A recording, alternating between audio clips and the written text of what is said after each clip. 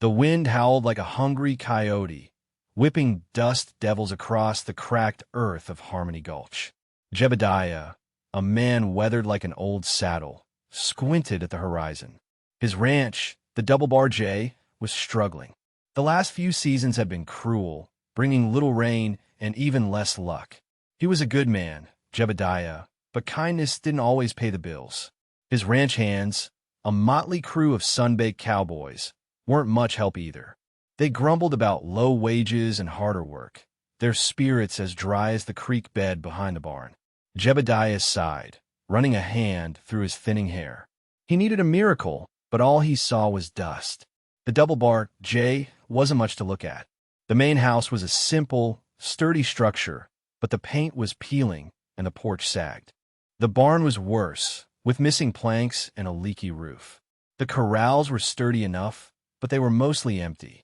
Jebediah had been forced to sell off most of his herd to make ends meet. He loved those animals, and each sale felt like losing a piece of himself. Jebediah, despite his outward appearance of a man defeated, held onto a sliver of hope. He believed in hard work and honesty, and he trusted that somehow things would turn around. But even his optimism was starting to wane. He just couldn't imagine what good fortune the unforgiving land could offer him. He was a man of simple pleasures, a quiet life, and the company of his horses. He didn't ask for much, but lately, even the little he had seemed to be slipping away. The dust storm hit suddenly, a swirling brown monster that blotted out the sun. Jebediah hurried to secure the barn doors, the wind tearing at his coat. He hoped all the hands had made it back to the bunkhouse safely. As he struggled with the heavy latch, he heard a faint cry, almost lost in the roar of the storm. He strained his ears, listening. There was again a thin, desperate sound. He couldn't ignore it. Shielding his eyes, he ventured out into the swirling dust, calling out, "Hello, is anyone there?" The wind carried his voice away, but then, through the swirling brown, he saw a small figure huddled near the fence line. He hurried towards it, his heart pounding with worry. It was a girl, no older than 10, wrapped in rags that offered little protection from a storm. Her face was smudged with dirt, and her eyes were wide with fear. One leg was twisted at an unnatural angle, and she leaned heavily on a makeshift crutch fashioned from a broken branch. She was limping. "Are you all right, child?" Jebediah asked, his voice rough with concern. The girl looked up at him, her eyes filled with a mixture of fear and hope. She didn't speak, but simply nodded her head. Jebediah gently helped her to her feet, supporting her weight as they made their way back to the house. Inside, he settled her by the fire, offering her a cup of warm milk and a piece of bread. She ate ravenously, her eyes never leaving his. He noticed the intelligence in those eyes, the way she observed everything around her. She was small and frail, but there was a quiet strength about her. He wondered who she was and how she had ended up alone in the middle of nowhere, caught in a dust storm. He knew one thing for sure. She needed help, and he wouldn't turn her away. The next morning, the storm had passed, leaving behind a thick layer of dust on everything. Jebediah found the girl sitting quietly on the porch, watching the sunrise. "Good morning," he said gently. "I never did get your name." She looked up at him, her dark eyes meeting his. "Sarah," she whispered, her voice raspy from disuse. "Well, Sarah," Jebediah said, "you're welcome to stay here as long as you need." He went to tell the ranch hands about Sarah. They were gathered around the breakfast table, their faces etched with skepticism. "You took in a limping girl?" Hank, the biggest and loudest of the bunch, scoffed. "What you gonna do? Herd cattle on one leg." The others chuckled, their eyes filled with mockery. "She'll be more trouble than she's worth," another one chimed in. "We're already barely scraping by as it is." Jebediah sighed, his shoulders slumping. He knew they were right, in a way. He couldn't afford to take on another mouth to feed, especially one who couldn't contribute much to the work. But he couldn't bring himself to turn Sarah out. There was something about her quiet dignity, her observant gaze, that touched his heart. "She's just a child," he said, his voice firm, "and she needs our help. We'll figure something out." He knew it wouldn't be easy. The ranch hands were already resentful, and Sarah's presence would only add to their discontent. But Jebediah was determined to do what was right, even if it meant facing their scorn and disapproval. He believed that everyone deserved a chance, and he wasn't about to let Sarah down. He just hoped he wouldn't regret his decision. The ranch hands grumbled amongst themselves, but Jebediah ignored them, already thinking about how he could make Sarah feel welcome. Life on the double bar, Jay settled into a new rhythm. Jebediah found small tasks for Sarah to do, mending clothes, helping with the cooking, and tending to the chickens. She performed each task with quiet diligence, never complaining, always observant. The ranch hands, however, remained skeptical. They would often make snide remarks behind her back, calling her Limping Sarah or Jebediah's charity case. Sarah, though, seemed unfazed by their taunts. She spent most of her time outside, away from the ranch hands, observing the animals. She had a particular fascination with the horses. She would sit by the corral fence for hours, watching them graze, their movements, their interactions with each other. One horse, in particular, caught her attention, a wild Mustang with a coat as black as midnight and eyes that blazed with untamed fire. It was Comanche, the horse that no one could ride. He was kept separate from the other horses in a sturdy corral at the edge of the property. The ranch hands avoided him, regarding him with a mixture of fear and respect. Sarah, however, felt no fear. She saw something different in Comanche's eyes, something that resonated with her own spirit. She saw a wildness, yes, but also a deep sadness, a loneliness that mirrored her own. She started bringing him small treats, apples and carrots she saved from her meals. She would stand by the fence, offering him the treats, speaking to him in a soft, soothing voice. At first, Comanche would shy away, snorting and pawing the ground. But slowly, gradually, he began to trust her.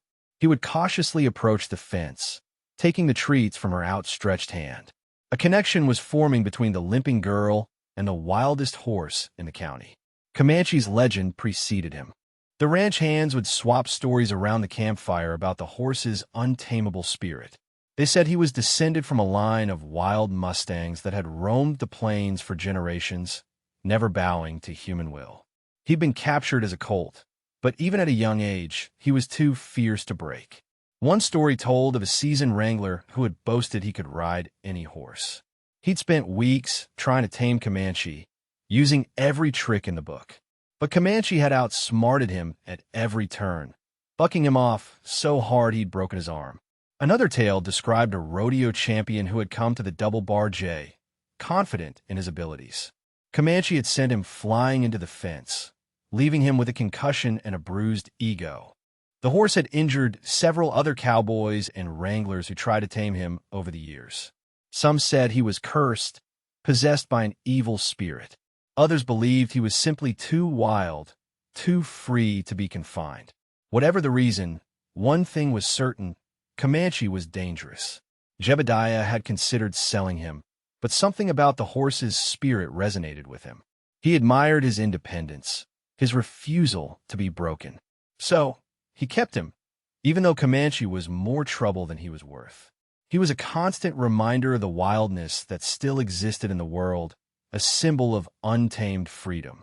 Jebediah would occasionally go out to Comanche's corral himself, just to watch him run. He understood the horse's spirit. He respected it. Day after day, Sarah continued her visits to Comanche. She'd bring him apples, carrots, and sometimes even a piece of hard candy she'd managed to save. She would talk to him in a soft, gentle voice, telling him about her day, about the other horses, about the beauty of the sunset. She never tried to touch him, never tried to force herself on him. She simply offered him her presence, her kindness, her quiet understanding. Slowly, Comanche began to respond. He would nuzzle her hand, his velvety nose brushing against her skin. He would allow her to stroke his neck, his powerful muscles relaxing under her touch. He seemed to sense her gentle spirit, her lack of fear, her genuine affection.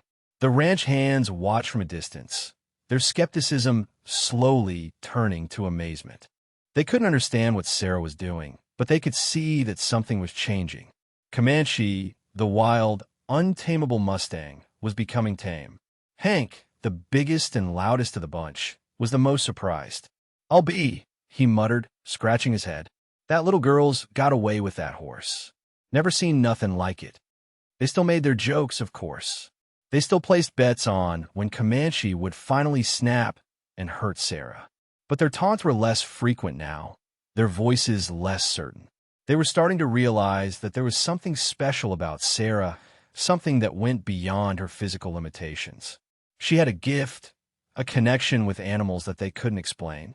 And she was using that gift to tame the wildest horse in the county, one apple, one carrot, one gentle word at a time. Despite the growing connection between Sarah and Comanche, the ranch hands still couldn't shake their ingrained skepticism. They placed bets on how long it would take for Comanche to lose his temper and hurt her. They whispered warnings to Jebediah, telling him he was putting Sarah in danger. "That horse is a menace, Jebediah," Hank would say, shaking his head. "He's gonna hurt that girl, sure as the sun rises. You gotta stop her from going near him." Jebediah, however, saw something different. He saw the genuine affection between Sarah and Comanche, the trust that was slowly building between them. He knew that Sarah wasn't foolish or reckless. She understood horses, and she understood Comanche in a way that no one else did. "I trust Sarah's judgment," Jebediah would reply, his voice firm. "She knows what she's doing." But even Jebediah couldn't deny the danger. Comanche was still a wild animal, unpredictable and powerful. He worried about Sarah's safety, but he also knew that taking away her connection with Comanche would break her heart. He was caught between his concern for her well-being and his desire to let her follow her own path. The ranch hands, unconvinced, continued to watch Sarah and Comanche with a wary eye. They knew that anything could happen, and they were ready to intervene if Comanche ever showed signs of aggression. They still didn't understand Sarah's gift, but they were starting to respect her courage. She was facing a dangerous animal with nothing but kindness and patience, and they couldn't help but admire her for it, even as they feared for her safety. The bets continued, but now some were betting on Sarah. A shift was occurring ever so slightly on the Double Bar J. One day, a traveling horse trainer, a man named Silas with a reputation for breaking even the most stubborn of steeds, rode into the Double Bar J. He'd heard the stories about Comanche and was eager to test his skills against the legendary Mustang. "I've tamed horses all over the West," Silas declared, puffing out his chest. "There ain't a horse alive I can't ride." The ranch hands, eager for some entertainment, gathered around the corral, their eyes gleaming with anticipation. Jebediah, however, felt a sense of unease. He didn't want to see Comanche forced into submission. He knew that the horse's spirit would be broken in the process. Silas entered the corral with a rope and a saddle, his movements confident and assured. Comanche watched him warily, his eyes narrowed, his muscles tense. Silas approached him slowly, speaking in a soothing voice, but Comanche wasn't fooled. He sensed the man's intent, the desire to dominate him. With a sudden burst of speed, Comanche reared up on his hind legs, pawing the air. Silas jumped back, startled, but quickly regained his composure. He threw the rope, attempting to lasso Comanche, but the horse was too quick. He dodged the rope with ease, his movements fluid and graceful. For the next hour, Silas tried every trick he knew, but Comanche outsmarted him at every turn. He bucked, he kicked, he bit, he did everything he could to resist. Silas grew increasingly frustrated, his face red with anger. Finally, in a fit of rage, he charged at Comanche with a whip, intending to force him into submission. Comanche, enraged by the attack, reared up and struck Silas with his front hooves, sending him sprawling to the ground. The ranch hands gasped, their laughter turning to silence. Silas lay motionless in the dirt, dazed and defeated. Comanche stood over him, his eyes blazing with triumph. The horse trainer, thoroughly humiliated, packed his bags and left the Double Bar J the next morning without a word. Comanche's reputation remained intact, untamable. After Silas's humiliating defeat, Sarah continued her gentle approach with Comanche. She never tried to force him, never raised her voice, never showed any sign of fear. She simply spent time with him, offering him her quiet companionship and her unwavering affection. She started grooming him, brushing his thick black coat with a soft brush. At first, Comanche was hesitant, flinching at her touch. But Sarah persisted, her movements gentle and reassuring. Slowly, he began to relax, enjoying the feel of the brush against his skin. She would talk to him in a soothing voice, telling him stories about her life before she came to the Double Bar J. She told him about her family, about the farm where she had grown up, about the accident that had left her limping. She shared her hopes and her dreams, her fears and her sorrows. Comanche listened patiently, his eyes fixed on her face. He seemed to understand her, to sense her pain and her loneliness. He would nuzzle her gently, offering her his own silent comfort. As the days turned into weeks, the bond between Sarah and Comanche grew stronger. She was no longer just offering him treats and gentle words.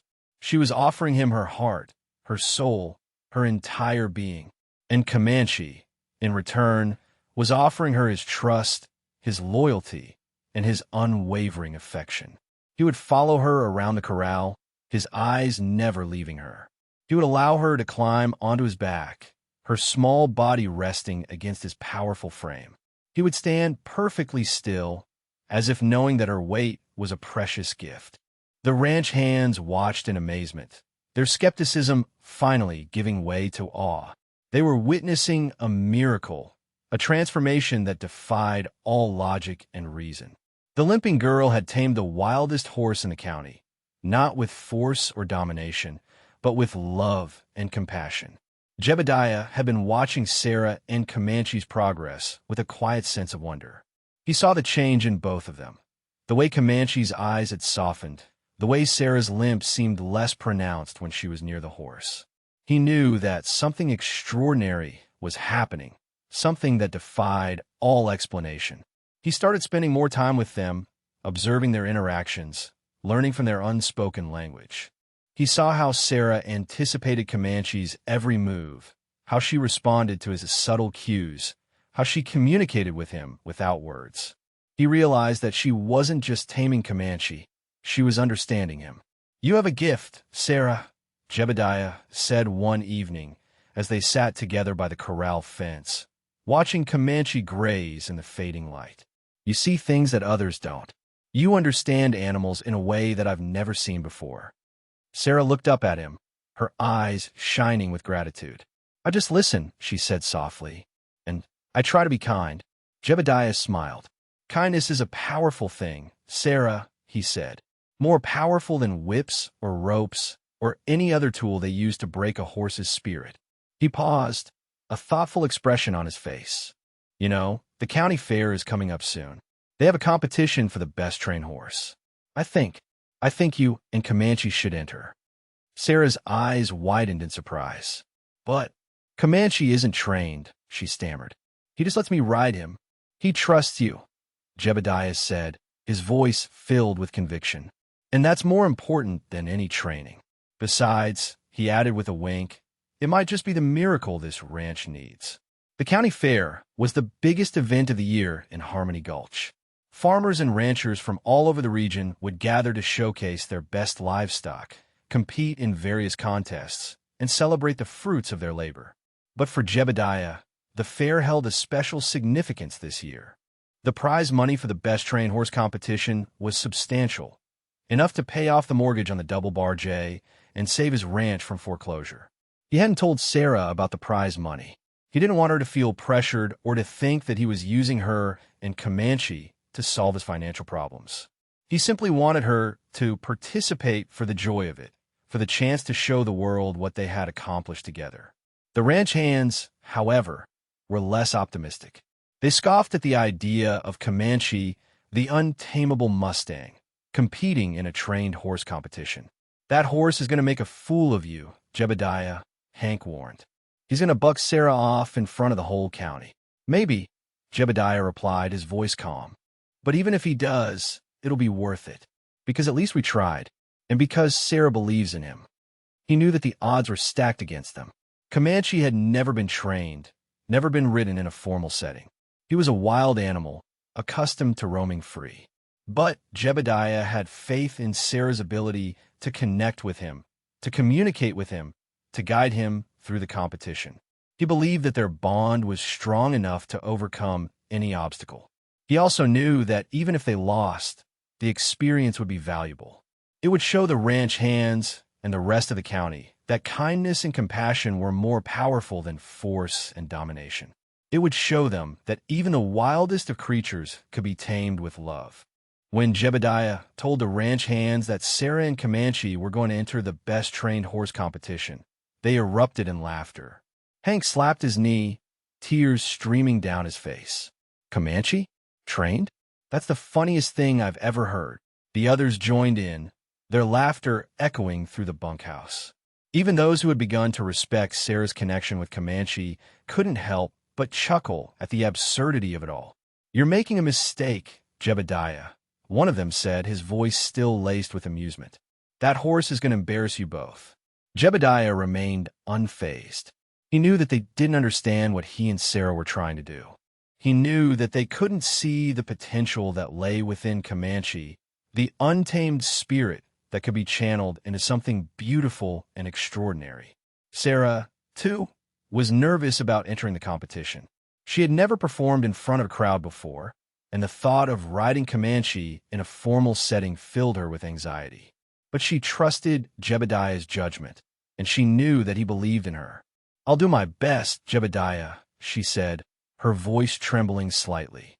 "But I can't promise anything." "I know you will, Sarah," Jebediah replied, his eyes filled with warmth. "Just remember to listen to Comanche, to trust your instincts, and to be kind. That's all that matters." In the days leading up to the fair, Sarah and Comanche practiced in secret, away from the prying eyes of the ranch hands. They worked on simple maneuvers, walking, trotting, turning, focusing on communication and connection rather than perfection. Sarah knew that Comanche would never be able to perform the elaborate routines of the other horses, but she hoped that their unique bond, their unwavering trust, would be enough to impress the judges. The ranch still laughed, but Sarah and Jebediah blocked it out, focusing on the task at hand. The day of the county fair dawned bright and clear.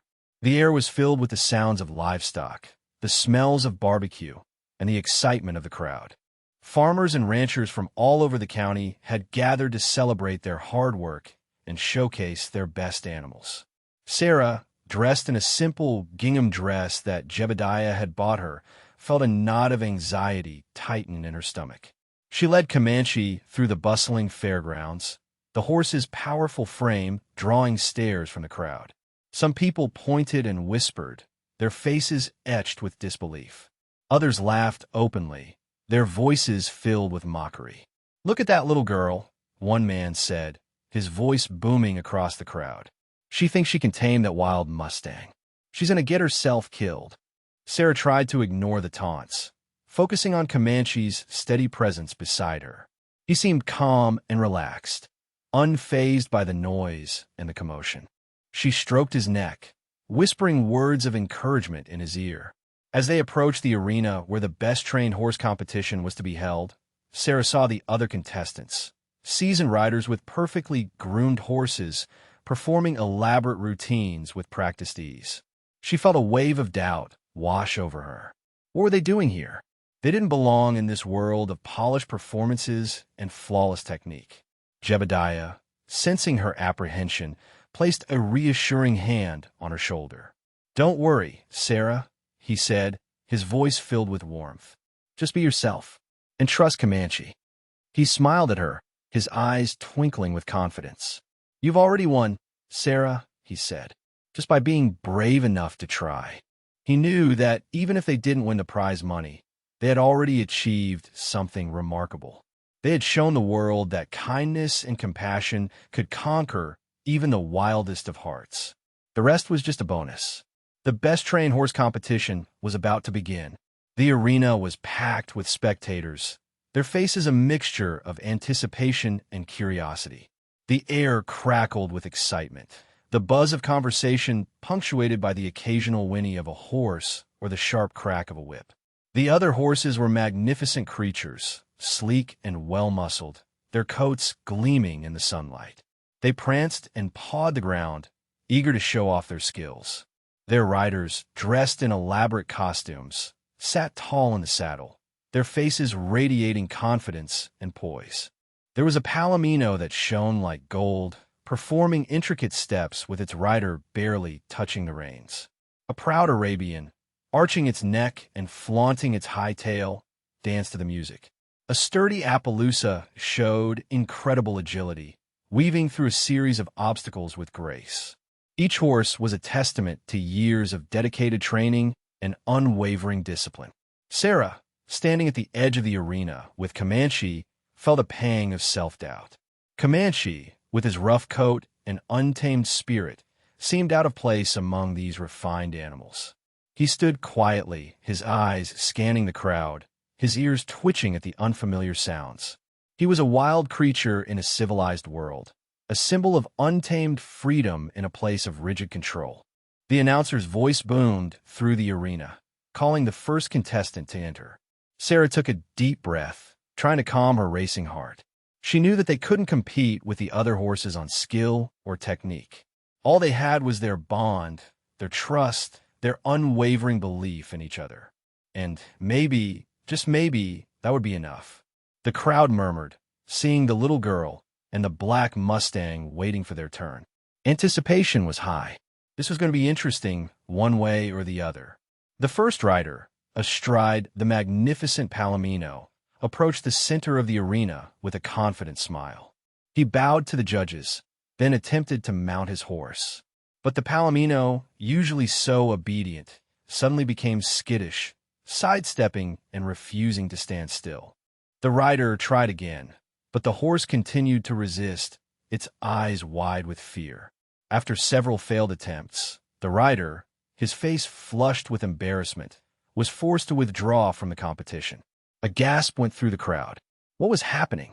The Palomino was known for its impeccable manners and its unwavering obedience. Something was clearly amiss.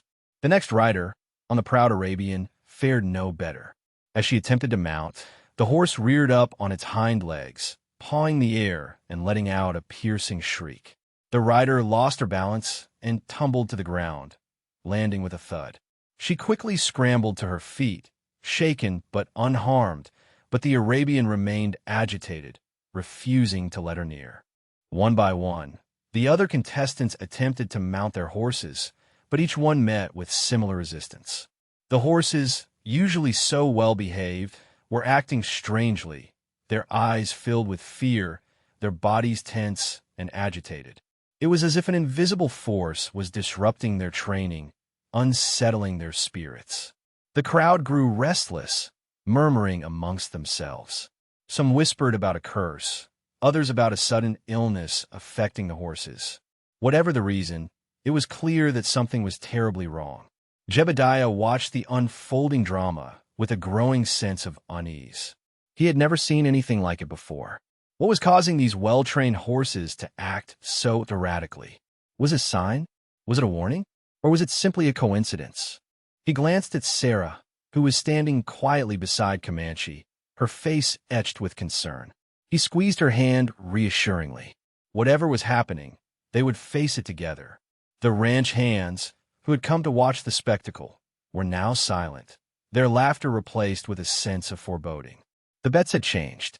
Now they were betting on how many people would get hurt. The announcer's voice, tinged with a hint of nervousness, called Sarah's name. And now, ladies and gentlemen, we have Sarah and Comanche.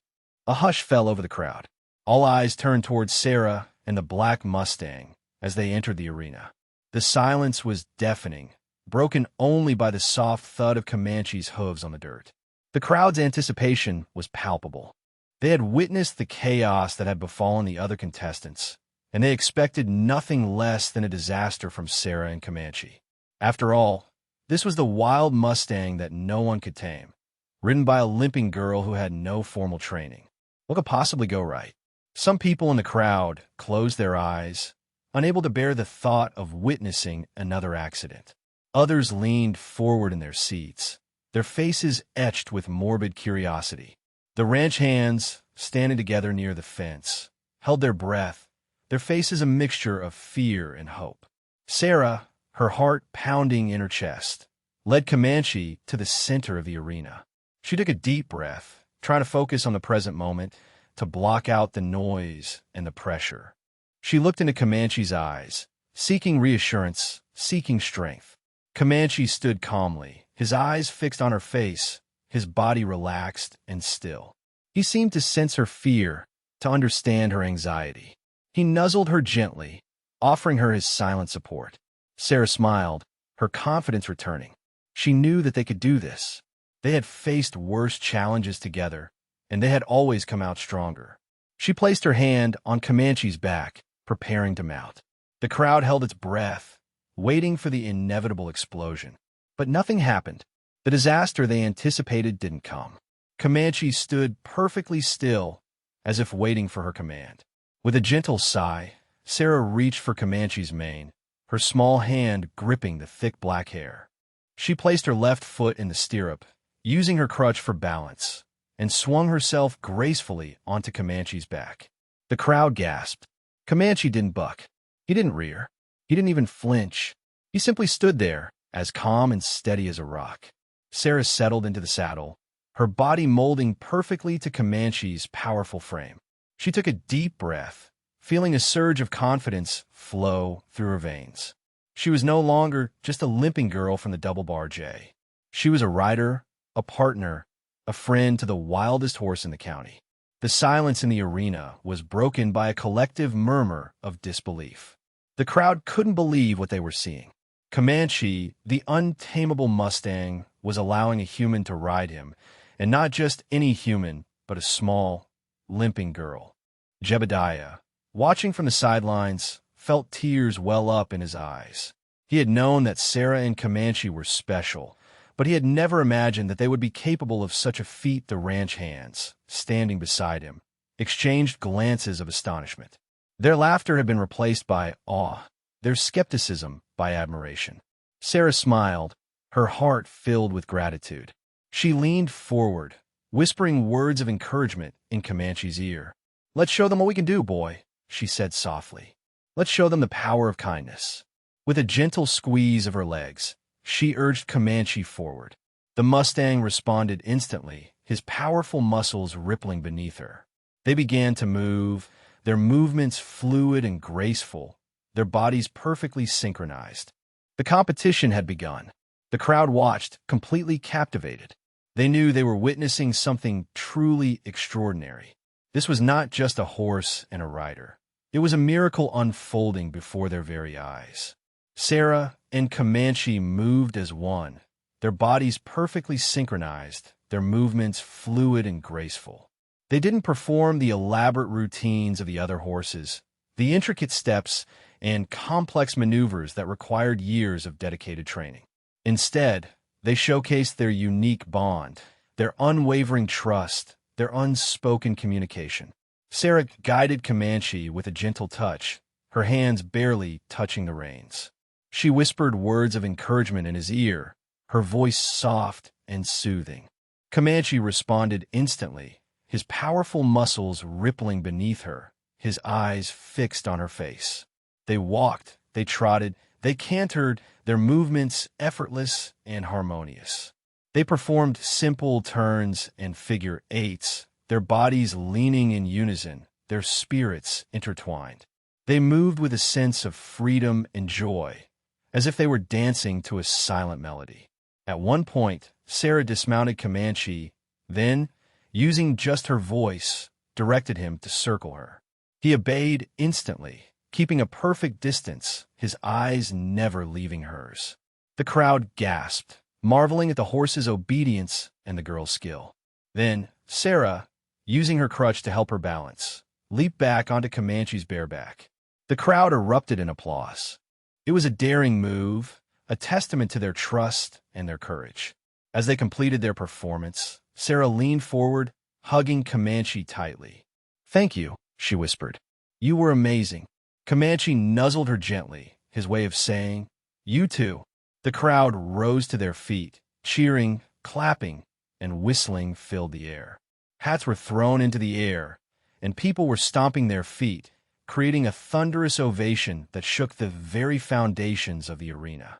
Sarah and Comanche had touched their hearts, had shown them the power of kindness, trust, and unwavering belief. They had witnessed a miracle, a transformation that defied all logic and reason.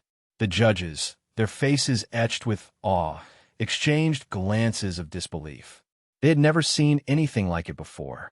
It wasn't just the skill, it was the connection, the unspoken communication, the pure and unadulterated love that radiated from Sarah and Comanche. Jebediah, tears streaming down his face, couldn't contain his joy. He had known that Sarah and Comanche were special, but he had never imagined that they would be capable of inspiring such a reaction. He felt a surge of gratitude towards Sarah for her kindness, her courage, and her unwavering belief in the impossible. The ranch hands, standing together near the fence, were completely stunned. Their laughter had been replaced by awe, their skepticism by admiration. Hank, the biggest and loudest of the bunch, wiped a tear from his eye. "I'll be," he muttered, shaking his head in disbelief. "That little girl and that wild horse. There's something else." The announcer's voice boomed through the arena, struggling to be heard above the din of the crowd. "Ladies and gentlemen," he declared, "I have never seen anything like that in all my years. That was truly an extraordinary performance." The crowd roared its approval. After what seemed like an eternity, the judges announced their decision. The announcer's voice, filled with emotion, boomed through the arena. And the winner of the best-trained horse competition is Sarah and Comanche. The crowd erupted in cheers once again, even louder than before. Hats were thrown into the air, and people were stomping their feet, creating a thunderous ovation that shook the very foundations of the arena. Sarah, her eyes wide with disbelief, looked at Jebediah. He smiled at her, his eyes filled with pride and gratitude.